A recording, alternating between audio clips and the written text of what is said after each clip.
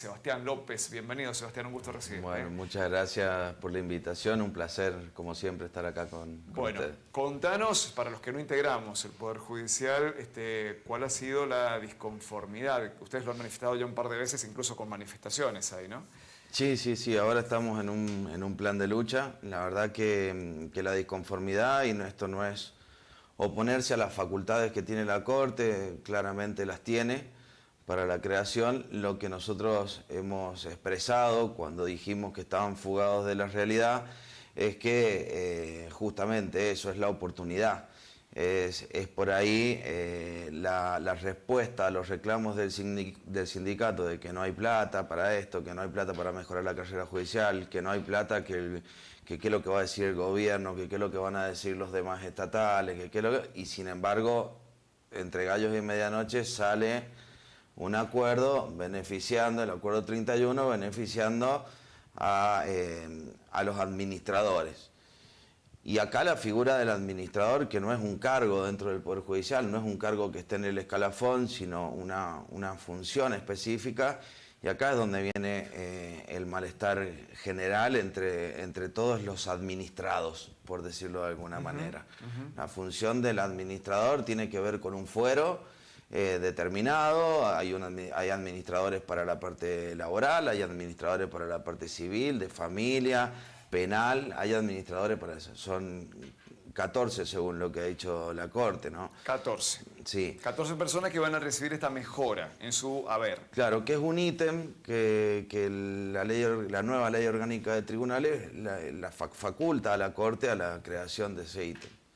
Pero casualmente nosotros fuimos oposición a algunas cuestiones que venían puntuales en la ley orgánica de tribunales, en la modificación de la ley orgánica, sobre todo cuando se intentó de alguna manera ampliar la jornada laboral a 8 horas, cuando históricamente la tenemos en 6 horas, y luego con un artículo que desvinculaba la función del cargo. Por supuesto que en Soledad la Unión Judicial de San Juan planteó esa oposición. Solamente logramos conseguir que la jornada laboral quedara en 6 horas como estaba. No pudimos modificar eso de la desvinculación del cargo de las funciones, que la verdad que nos parecía incluso hasta más perjudicial para funcionarios, sobre todo del Poder Judicial, para el sector de funcionarios. Pero extrañamente hay una desvinculación del cargo de las funciones en la ley orgánica, pero ahora hay una vinculación a la función que tienen los administradores, o sea que inclusive en contra de lo que la misma Corte reglamentó para esa modificación de la ley orgánica. Bueno, entonces, para no extraviarnos, porque es un tema muy específico del escalafón de ustedes. El acuerdo 31 de la Corte, que reconoce este plus, este beneficio, tiene dos destinatarios. Uno son los programadores. Ustedes ahí no tienen objeción. No. No han salido a objetar eso. No, porque más allá de los merecimientos, porque esto creo que tiene que ver, como te decía al principio, con una cuestión de oportunidad. Probablemente muchos trabajadores merezcan esto, ¿no? Sí. Merezcan esta cuestión. Ahora, lo que nosotros decimos es que nosotros como Unión Judicial venimos planteando cuestiones que hacen a las soluciones de fondo que nosotros le venimos requiriendo a la Corte. Una de las cuestiones principales que se plantearon este año a la presidencia anterior y a esta presidencia, porque hasta febrero estaba el anterior presidente de la Corte, el doctor Guillermo de Santis, nosotros lo que le planteábamos era la necesidad de que dentro del Poder Judicial existiesen aumentos escalonados. En mayor porcentaje para quienes menos cobran y en menor porcentaje para quienes más cobran. Es decir, ustedes venían pidiendo una recomposición salarial independiente o autónoma de la que viene dando el Ejecutivo, porque hasta ahora la política es lo que da el Ejecutivo se toma como criterio para el Judicial también. Sí, teniendo autarquía financiera la Corte. Pero la realidad es que la justicia espera los aumentos del Ejecutivo. Exactamente. Y copia. Esa es la realidad. Entonces nosotros pedimos una distinción en ese sentido, diciendo, bueno, la situación no es igual para la inflación no pega de la misma manera en un ministro de la Corte que en una ordenanza del Poder Judicial. Y los aumentos salariales por concepto, en la Argentina y en los países que tienen inflación, los aumentos salariales no son un reconocimiento a la tarea, sino que son aumentos para acompañar la inflación. Entonces, si la inflación no pega de la misma manera en un ministro de la Corte que en una ordenanza, nosotros lo que decíamos era, bueno, en las ordenanzas, en los sectores más bajos dentro del Poder Judicial, la inflación pega sobre y afecta sobre todo necesidades básicas. Claro, están ahí. Entonces, por eso nosotros pedíamos aumentos escalonados. Obviamente, ahí vino un planteo que tiene mucho que ver en la base de lo que nosotros reclamamos específicamente por los administradores. Y es que cuando nosotros planteamos eso, lo primero que nos dicen es que si hacemos eso, un jefe de despacho podría cobrar más que un secretario de paz. En esto te hago una aclaración, un jefe de despacho es el fin de la carrera administrativa. Nosotros en la carrera administrativa nos jubilamos con la jubilación ordinaria, como cualquier otro estatal. 50%, 52%. 47, Sí. por ahí. Entonces, hacía esta curva, ¿no? Los jueces no, digo, los jueces tienen el 82, 82. Los funcionarios también tienen el 82% móvil. Hacemos esta curva, ¿no? Nosotros nos cuesta muchísimo jubilarnos por la falta de cargos dentro del escalafón administrativo, nos cuesta muchísimo jubilarnos con el último cargo. Pero casualidad que los pocos que se jubilan como jefe de despacho empiezan, cuando cobran la jubilación, empiezan a cobrar menos de lo que cobra un escribiente, un ingresante del Poder Judicial. Por cómo se cae. Por cómo se calcula. Entonces, bueno, ustedes venían con este reclamo, la Corte le dijo, no hay plata. No hay plata porque aparte va a cobrar más un jefe de despacho que un secretario de paz. Cuestión que no tiene nada de técnico y tiene todo de prejuicio, porque ¿qué problema habría en que un jefe de despacho que está terminando cobre más que un secretario de paz? Es una decisión política. Es una decisión política y en esto un poco también decía, acá lo que se juzga es la falta de sentido común para tomar esta determinación. Entonces, Sebastián, para no irnos de tema, ustedes venían de haber recibido esa negativa. Exacto. Y en el medio aparece este acuerdo.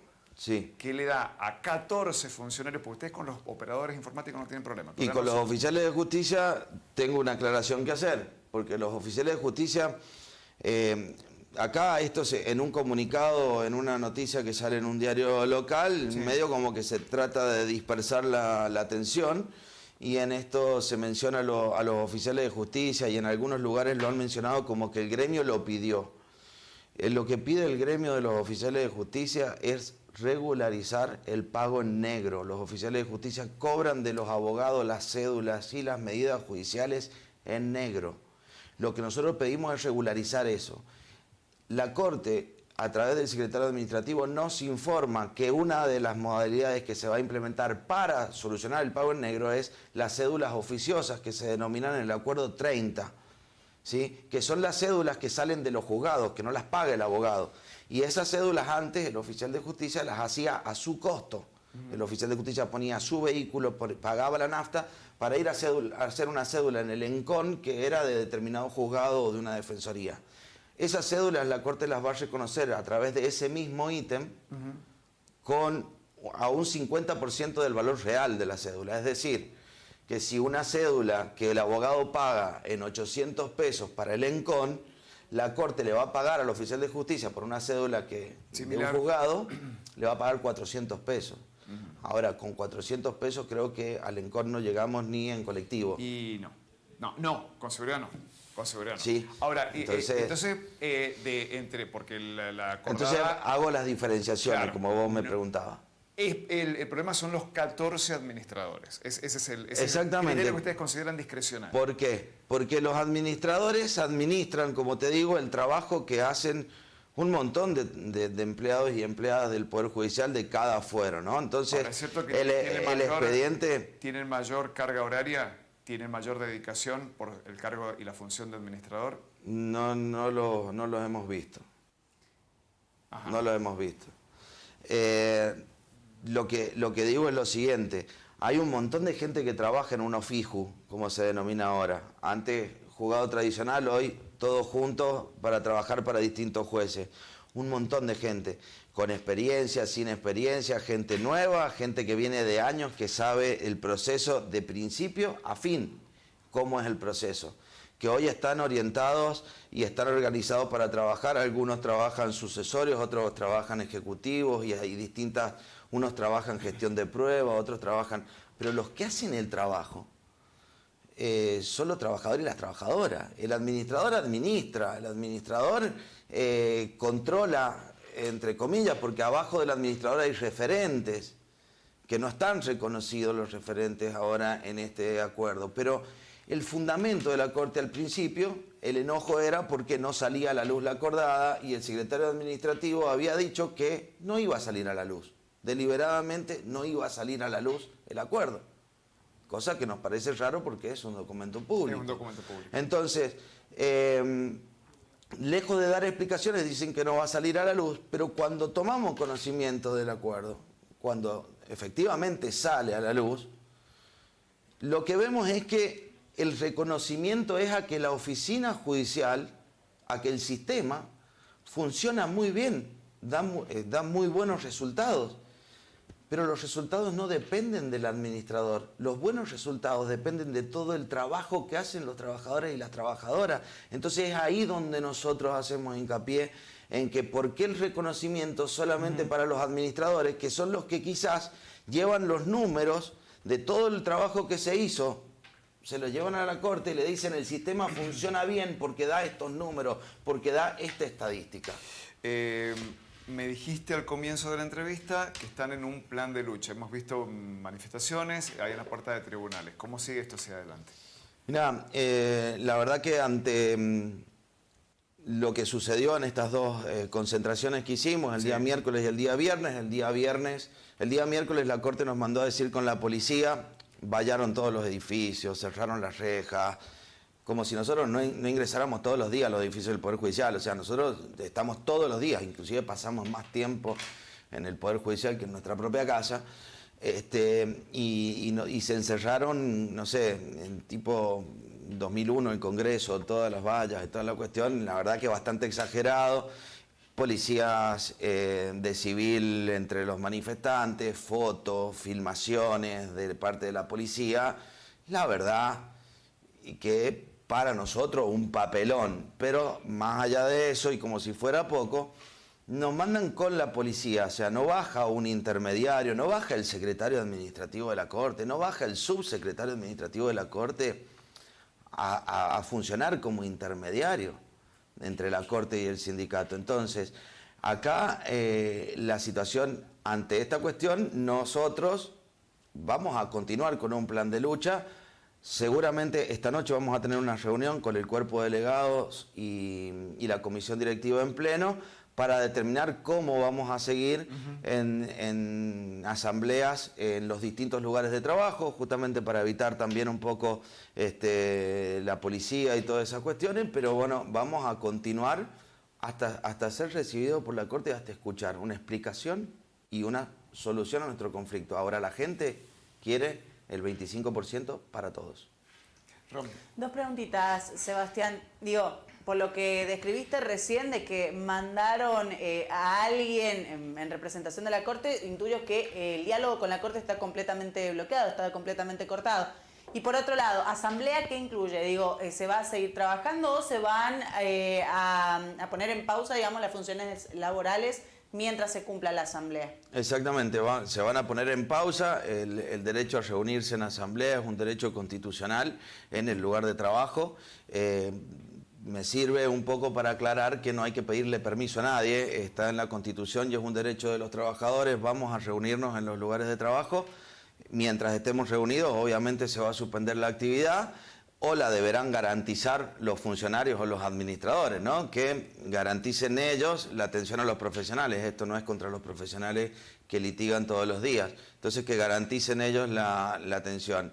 Y respecto a lo que me decías del diálogo, creo que es la Corte la que nos ha puesto con su decisión totalmente fuera de todo sentido común, nos ha puesto en una situación en la que nosotros, como sindicato, veníamos analizando que bueno, la unión judicial no podía ser dentro de los sindicatos estatales, saco a los docentes acá, dentro de los sindicatos estatales, no podíamos ser los primeros en salir a reclamar aumentos salariales porque entendemos que estamos en una situación un poco mejor que algunos otros sectores.